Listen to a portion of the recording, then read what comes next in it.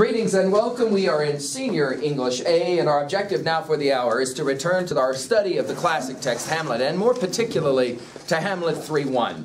We will make comment now today about what really is, often considered, the single greatest moment in the history of English literature, the famed to be or not to be soliloquy. Now, you can obviously engage Mr. Durant in what we often will refer to as hyperbole, that is to say, extreme exaggeration, when you begin to claim that a single text is the most important text in the history of the English language. Scholars, however, have played that game. When the great Voltaire, the French writer, came to translate into French this play, he reported that he was doing pretty well all the way up until the moment of to be or not to be, that is the question. And then he ran into a serious problem. He didn't know how exactly he would translate it. Well, what do you mean how exactly he would translate it? Dude, just translate the words, to be or not to be. Well, here's the problem. The minute that you begin to translate to be or not to be, you've got to decide what Shakespeare's Hamlet means when he says to be or not to be. To live or not to live?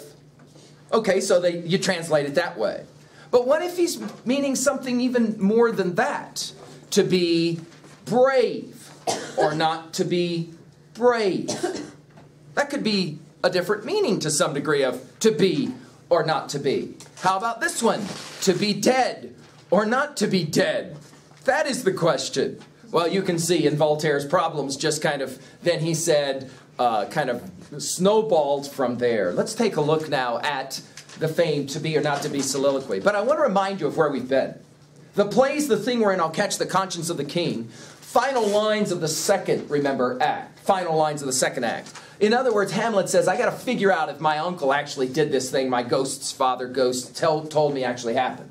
We then will begin with the king, who makes an observation to Rosencrantz and Guildenstern as he's trying to figure out what's going on with the crazy kid. Rosencrantz and Guildenstern say, dude, we got no idea what's up with this guy, but he does want to do a play this afternoon, and he wants you to come, and ironically, the king says, oh, I'd love to come.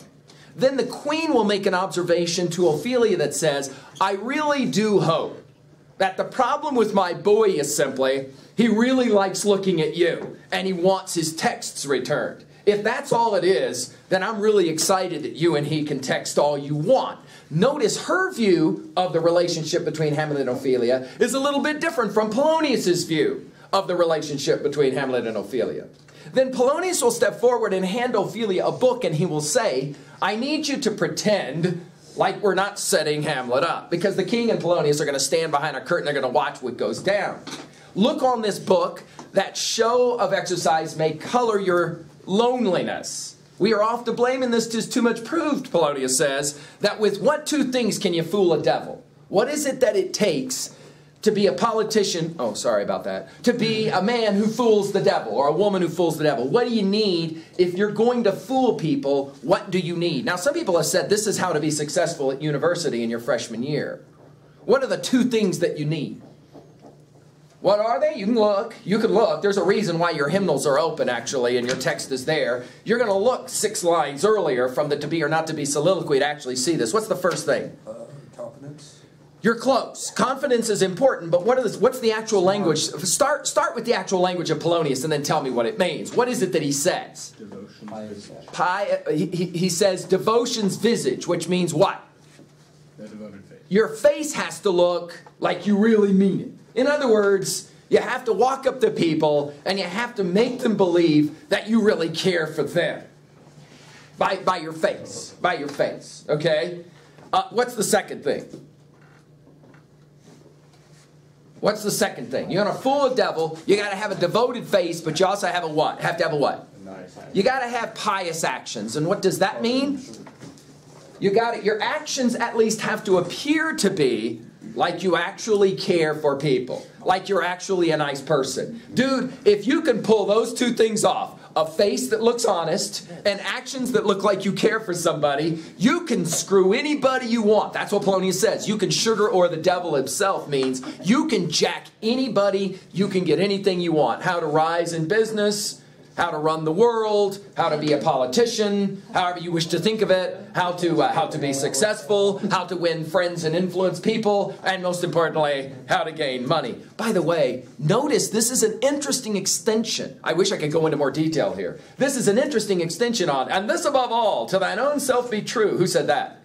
To thine own self be true, and it follows that the night, the day, thou canst not then be false to any man. That was the same guy. That was the same guy. To thine own self be true. And then he turns around just a few minutes later on stage and says, hey dude, you want to know how to jack anybody? Pretend like you're really honest and you really care for them. And they're like, they're stupid. People are stupid. They're like, oh, well you look really nice and you look like you're going to take care. Sure, I'll go to that. I'll do that. Sure. Thanks a lot. I appreciate that. What is it that Marlon Bailey said? There's a sucker born every minute and two to take him. Yeah, that's what Polonius is saying here. In other words, people are too stupid. They don't understand. Interestingly, Claudius will follow this up by saying, ouch. What a lash that speech doth give my conscience. And then he uses a, uh-oh, ladies, sorry about this. But he uses an interesting word picture. He says, that speech about how you want to jack people, all you got to do is look honest and pretend like you're a really nice person. That speech, he says, is like a woman who wakes up in the morning and puts on makeup. What? What? What? Go back and look at it again. Beautified with plastering art. Now, I should point out, in 1600, when this play is performed, the woman sitting on the throne is a woman named Queen Elizabeth. By this point, she's getting ancient. When she was young at 18, she ran the world. Are you ready for that? She had the most powerful position in the entire world at 18. By 25, 30, this woman had already, she had already made her mark. And pretty much everybody recognized she was literally the bomb in regards to how to run the world. Nobody contested that. She was smart. She would take the most handsome men who would come to marry her, and she would say things like, yeah, I think we could work something out, but first you have to prove to me your love. I need you to give me $10 million of your property from your country. I need you to do this and this for me. And the guys would be all like, yeah, I'll do that. She never married. Her reason was simple. She said, the last thing I need is to be attached to a man. Men do nothing more, she said, than running around the world, sticking their little body parts where they don't belong and causing great big wars. Now, the interesting thing about that line is that she was a Latinist. In other words, she was fluent in Latin. And so she had already read the Iliad, which is, of course, a story about men running around the world, sticking their little body parts where they don't belong and starting great big wars, remember? Ironically, it's Homer who will blame it on Helen. But the truth of the matter is, but to have a war, you don't have Helen, you got to have Paris, who has Helen. And I'm speaking now in PG-13 language, aren't I, right, if you get my drift? In other words, Elizabeth is not interested in it, but she starts to age. And as she ages, the problem for her is she's no longer the beautiful woman she was when she was young. Are you ready for this? She starts to put eggshell on her face. White eggshell, white skin, was considered in European England of the day a mark of aristocracy. In other words, you never got out in the sun, you didn't have to work. And so her skin started to yellow because she's getting old and she spends all her time indoors. And so she starts sticking eggshell on her face. She glued it, literally glued it onto her face, and this was a form of plastering art. The earliest form of Maybelline. Now, it is an interesting question why so many girls of Orland High School this morning got up earlier than the boys and spent their time in front of a mirror putting plastering art on their face. Some had to do with ink around the eyes. Some had to do with certain kinds of foundation on the face to cover blemishes. Some had to do, of course, with lips that needed to be recorrected or colored differently. This kind of idea of why would women need to wear makeup will be for Hamlet something he wants to address. Claudius has already introduced it. Here in a moment, he's going to see his girl Ophelia, and he's going to say something about wearing makeup. If women are honest, why do they need makeup? Maybe we should have a no makeup day at Warland High. Something has been said about this, Mr. Franck, and usually the observation is, if we had a no makeup day at Warland High, any number of the young men would have a different view of the young ladies who come.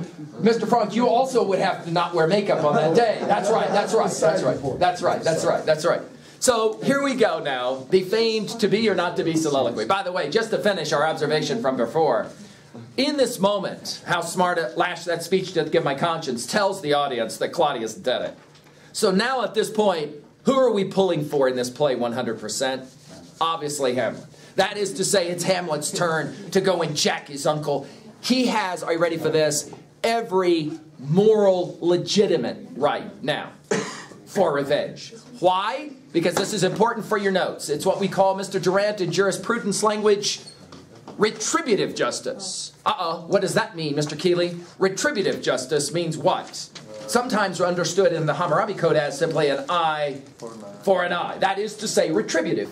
Do good, get good. Do bad, get bad. Claudius has done bad. That is to say, he's killed his brother, married his brother's wife, taken over the kingdom, etc., etc. Not a good thing. Once we know Claudius did it and we're an audience member of 1600, now it's non-negotiable. The man deserves to get jacked. And the audience will completely pull for Hamlet's, are you ready for this? Taking the life of another person. There's not going to be in Shakespeare's day any suggestion about, hey, we need to collect evidence so we can take him to court. No way. Remember, this is the age of duels.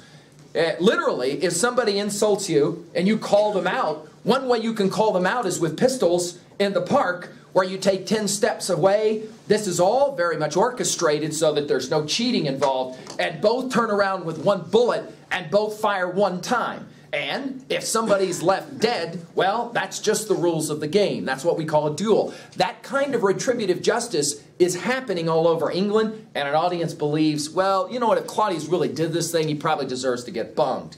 Then Claudius and Polonius will go behind the curtains or the arrears. The stage is empty, I should point out, because Ophelia will also leave. And Hamlet will come onto the stage alone for these famous lines. Let's look at them now together. I've given you enough of a preambulation, and now we're ready for the actual performance of the lines. To be or not to be? That is the question. Whether 'tis nobler in the mind to suffer the slings and arrows of outrageous fortune, or to take arms against a sea of troubles and by opposing end them. To die, to sleep, no more. And by asleep, to say we end the heartache and the 1,000 natural shocks that flesh is heir to. 'Tis a consummation devoutly to be wished. To die, to sleep, perchance to dream. There's the rub. For in that sleep of death, what dreams may come when we have shuffled off this mortal coil must give us pause. There's the respect that makes calamity of so long life. For who would fartles, who would bear the whips and scorns of time? The oppressor's wrong, the proud man's contumely, the pangs of despised love, the law's delay, the insolence of office, and the spurns that patient merit of the unworthy takes, when he himself might his quietus make with a bare bodkin. Who would fartles bear to grunt and sweat under a weary life, but that the dread of something after death, the undiscovered country from whose bourne no traveler returns, puzzles the will, and makes us rather bear those ills we have than fly to others that we know not of. Thus, conscience does make cowards of us all. And thus the native hue of resolution is sicklied o'er with the pale cast of thought, and enterprises of great pitch and moment with this regard their currents turn awry and lose the name of action. Now, if you were to go to your great-grandma and you were to say, to be or not to be, she would start immediately reciting, and she wouldn't stop until she got to those lines. Every school child, every young boy, every young girl in the 20th century, in the early 20th century, studied this play. You memorized these lines. For those of you who saw Steve Spielberg's film, by the way, Lincoln, if you are an astute viewer of that play, you probably observed that several times Lincoln makes observations and direct quotes from what play? The play Hamlet. Children were often expected to memorize all of the major soliloquies of this play. This, of course, being the penultimate or the premier one. Now, let's ask what in heaven's name he's talking about. Now, if you understand earlier soliloquy 1 from Act 1, 2 from Act 2, then the soliloquy of Act 3 will make some sense. Let's go back and review. You will recall that when Hamlet comes onto the stage for the first time in the soliloquy of 1-2, remember he says, do you remember what he says? What does he say? Do you recall at all what he says? I mean, you don't have to do it in your own language. You don't have to do it in Shakespeare's language. You should say it in your own language. He's upset. Frailty, thy name is woman, is one thing that he says. Do you remember what he says he would like to do? He'd like to die. He'd like to kill himself. What is the term that's used?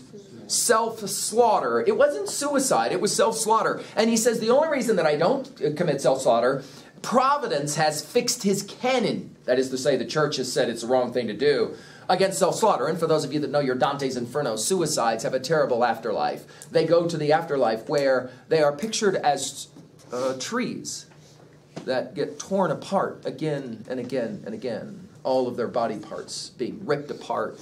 If you commit suicide in Dante's post-life, you spend your rest of your eternity being tortured for the act of suicide. The church having a real problem with suicide. Right, okay. Hamlet says, I'd do it if the church would let me do it. Tells us how upset he is. In the Now I Am Alone speech, Hamlet's upset and says, I'm a coward. I must be a total coward. And then he begins to doubt his own psyche. About my brain, he says. Right? I'm a coward, and I haven't done what I'm supposed to do. Now soliloquy number 3, and he walks on stage and he says, to be or not to be? That is the question. Now let's look at the most obvious rendering of these lines. To be or not to be, that is the question. What is the question? And let's point out, this play has been a play of the question. Of course, T.S. Eliot will say it best in the love song of J. Alfred Prufrock. Let us go then, you and I, when the evening is spread out against the sky like a patient etherized upon a table. About that question, the overwhelming question, oh, do not ask what is it, let us go and make our visit in the room. The women come and go talking of Michelangelo. You can reference that one later at 3A if you wish. What is the question?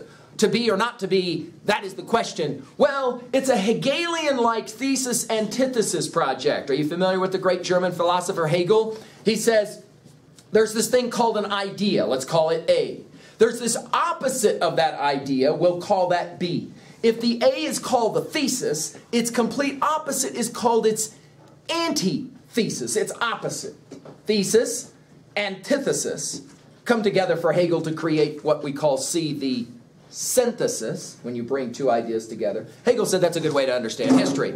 We are playing the game here. To be or not to be? That is the question. Yeah, but what does it mean?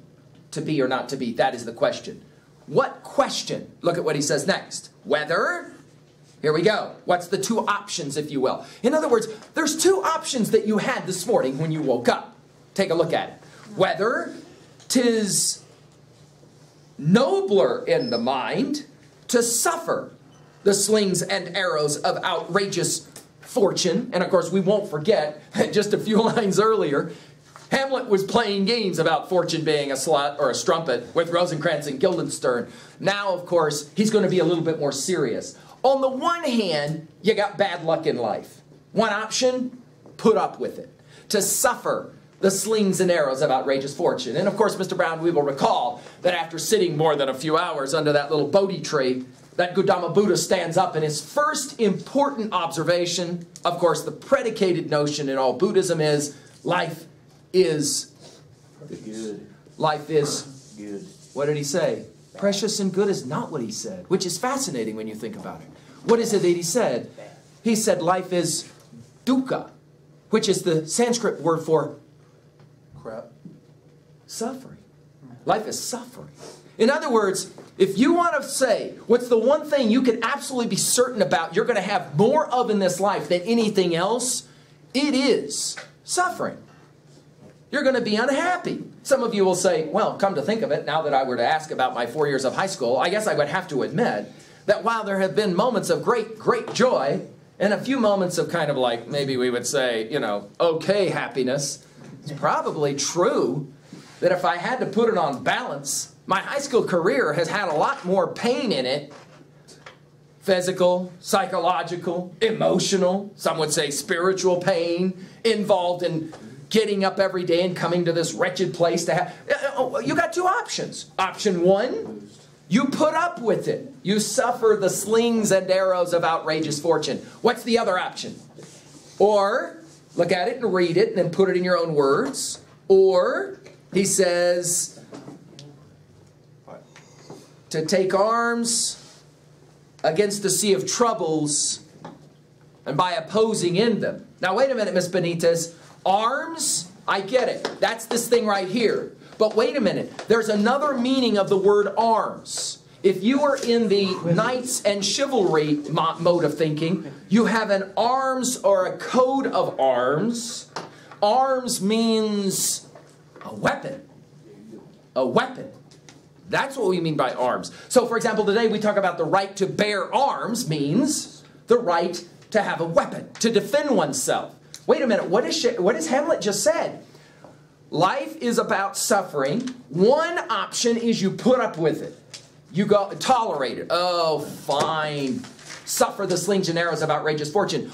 Or you do what? You end what? Because you can't end the suffering unless you end what? The individual who's experiencing the suffering. Whoa. We are back to suicide again. Are you ready for this? The to be or not to be soliloquy is musings on suicide. How do I know that? Look at the next line. To die, he says it. To sleep, no more. And by a sleep to say we end the heartache and the thousand natural shocks that flesh is heir to. Every young person has at some point thought in the middle of the pain of life, it'd be awfully nice to just go to sleep and not wake up. This is where Hamlet is. Question for your notes. Why would he be here at all? Write down an answer to that question. Why is he here? Why is Hamlet, once again, so upset that he's ready to die? He says, to die, to sleep no more, 'tis a consummation devoutly to be wished. The thing he says, I want to do is go to sleep and not wake up. Why though? What about his life would lead him to have this strong a feeling about his life? You got any ideas on this one for us, Miss Padilla? Why? What has happened in Hamlet's life that would make him say, I wish I could just go to sleep and not wake up? Is there anything that's happened in this play to Hamlet, do you think, Miss Padilla, that would make him that upset? Well, he's dead. He lost his father. Good. Keep going. What else?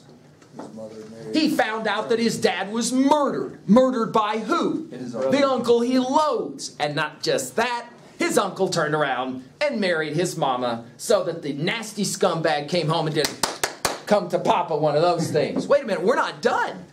We're not done. Notice that when I finished reading these lines, who walks on stage? Hamlet's lost his girl. He's got no love anymore.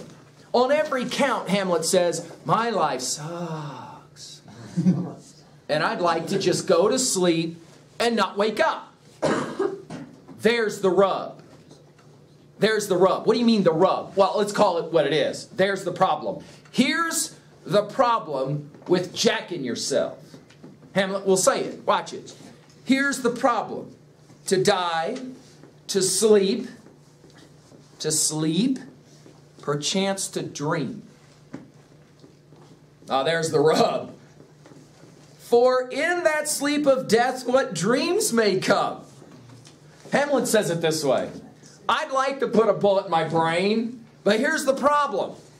Dying is like sleeping, but everybody knows that when you sleep, you have dreams. But everybody knows about dreams. You have two kinds of dreams. Some dreams are great dreams, and you want to go back and do them again. And then there's that other thing we call nightmares. Question.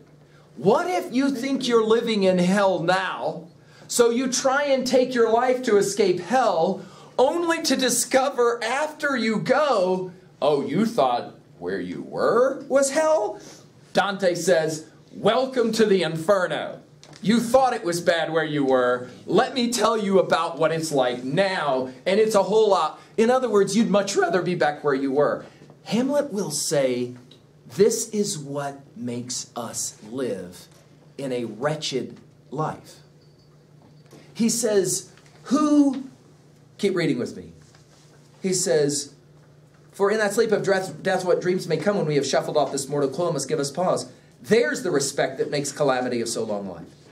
And then look at it. For who would bear the whips and scorns of time? By the way, we'll point out Mr. Keelis's interesting little list for Hamlet of all the terrible things that have happened to him. Miss Padilla, in some ways, the answer to the question I just asked about why would he be so upset, it's all listed right here. The whips and scorns of time. It's been a while since his daddy died and nothing good's happened in his life. Look at the next one. The oppressor's wrong. Uh-oh, who would we think about here?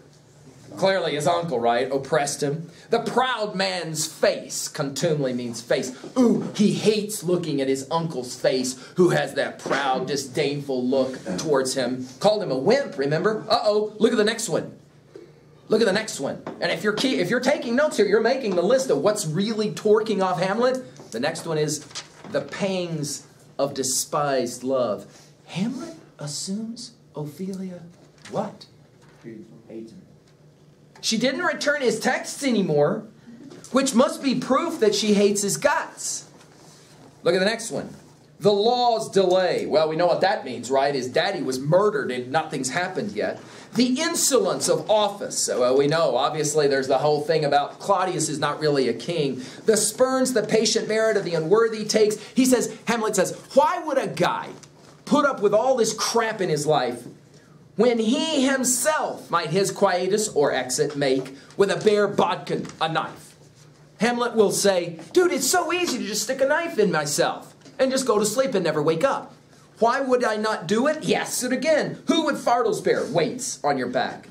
To grunt and sweat under a weary life? But that, and there's the word, Mr. Keeling, it becomes a really important word to Freud and all of the psychologists who study this play into the 20th century, the dread of something after death. The undiscovered country. There it is. In other words, somebody says, oh, I don't believe in God and I don't believe in afterlife. I'm going to kill myself and then it'll all be better. But wait a minute. What? Okay, I've never been dead. So I'm not absolutely 100% sure what happens after you die. Ooh, crap. What if all that crap about afterlife and they jack people who are suicides, what if, Dante's Inferno, stuff like that, what if some of that's true? Oh, I could be in comparison going from a bad situation, what do they call it? Jumping out of the frying pan into the, no pun intended, John Edwards Centers in the Hands of an Angry God from last year's, our junior study would say, right? Thank you, Mr. Keeley, for remembering. The undiscovered country, he says it, from whose bourne no traveler returns. What's funny about him saying that? Nobody ever comes back to talk about what happens in the afterlife. Wait a minute. Yeah, Keeley says that's really funny, because in this play, that actually happened, didn't it? This is another reason maybe for him to go, yeah, Daddy wasn't talking. Remember, he said it. I could tell you stuff about the afterlife that would make your hair stand up. But his dad's ghost said, I don't have time. I got to get to the quick of the matter. Let me tell you how I died. Thus, conscience makes cowards of us all. Here it goes, Mr. Brown.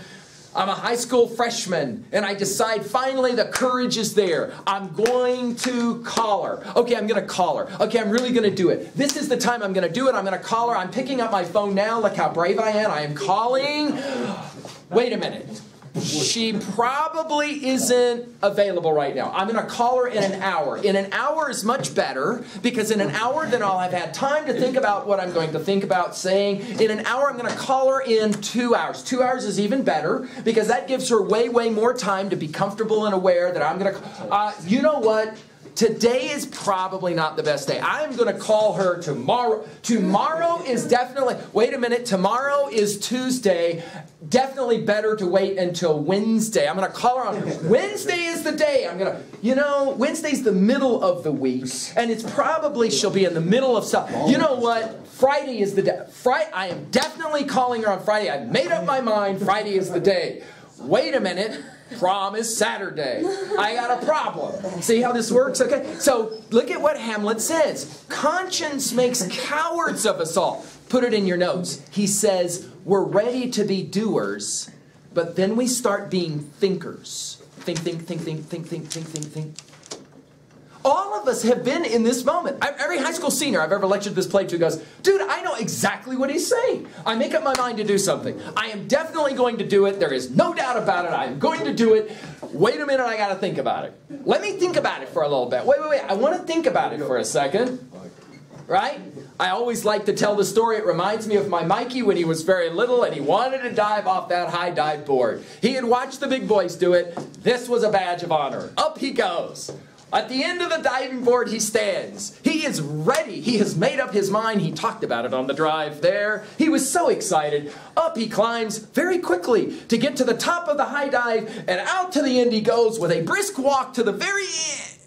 And then he stops. And his little arms start swinging back and forth as if somehow this is going to help him and maybe he will fly and not hit the water, you see. Like this. There I am out there drowning because I'm having to tread water for a half an hour as I try to come up with every idea imaginable to say to my son, you're going to have to jump sooner or later.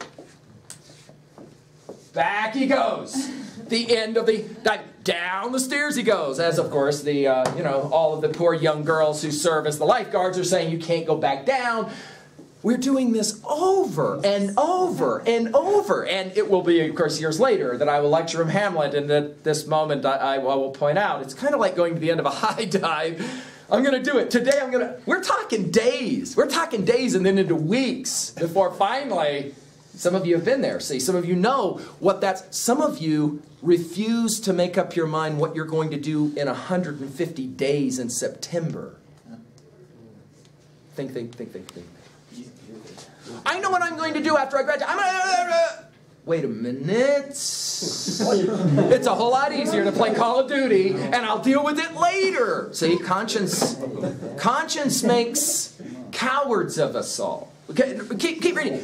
Shakespeare, brilliant passage. Shakespeare, he comes up with a wonderful word picture to make this kind of stick home. Take a look at it. Thus conscience makes cowards of us all, and thus the native hue of resolution. I'm going to do something. The color of my cheeks goes red. I'm going to do it. I'm really going to, okay, this is it. Dude, I made up my mind. This is it. I'm going to, of course, this sounds like one or two of us in last September as we started our senior year. I know I've been a crappy student, but now, this is it. I'm going to get real serious. This is the, see how it works? Read it. The native hue of resolution is sicklied, or this cheek color goes from red to white with the pale cast of thought. Think. Dude, really? I'll get serious about it like next week. Next week I'm definitely going to get serious about myself. Next week I'm really going to do it. Okay, next week I'm going to figure out what I'll do it next. It's always better. Of course, this is the P word for us, isn't it? It's procrastination, right? I can always figure it out. Oh, wait a minute. Wait. Why do we procrastinate? Because we assume, It's better later. right? Than never. Think about it. We assume, don't we? We assume. Tick-tock. Dude, if there's today, there's got to be tomorrow. And guess what? If there's tomorrow, then there has to be the day after tomorrow. Tick-tock. Let's not get too fired up about making sure we get something done today when I know I got to... How did this one start? This line of thinking started with to be. Or not to be. Or not to be. That's the question. Do you have time? Do you not have time? See, here's the problem with death. It's called over. Unless, of course, you believe in something afterlife. Oh, I don't believe in that stuff. Oh, really? You're 100% sure of that? Well, yeah, really. 100% sure. Because you've been dead and so you know. Oh, yeah, I guess that's true. I haven't been dead, so no, I don't know 100%. Well, if you ain't been dead and you don't know 100%, then you tell me what happens after you go. Dude, oh, no. Now, think. The fear of dying keeps Hamlet from doing. Why? Because he knows if he jacks his uncle, he's going to have to probably die. Which means all the stuff